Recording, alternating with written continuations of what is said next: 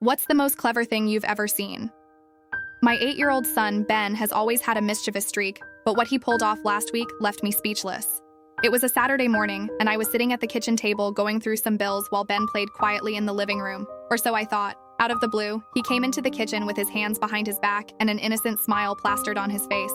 "Mom," he began, "can I ask you a question?" I glanced up and nodded, distracted.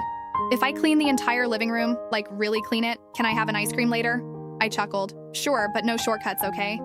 "Promise," he said with a gleam in his eye. Then he darted back to the living room, and I heard the sound of things being tidied. About 20 minutes later, he came back, grinning from ear to ear.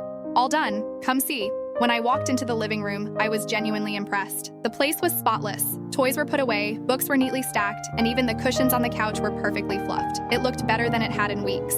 "Wow, Ben, great job," I said, giving him a high five. But then, as I moved closer to inspect, I noticed something odd. The big toy chest in the corner, normally overflowing, was completely closed, not a single item sticking out. Suspicious, I opened it, and my jaw dropped.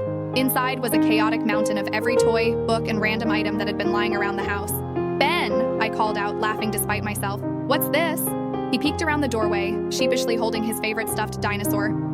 "It's not a mess," he insisted. "It's organized chaos.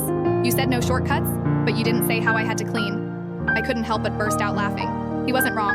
Technically, he'd cleaned up everything, and quickly too. Needless to say, Ben got his ice cream, but he also spent the rest of the afternoon properly organizing the toy chest.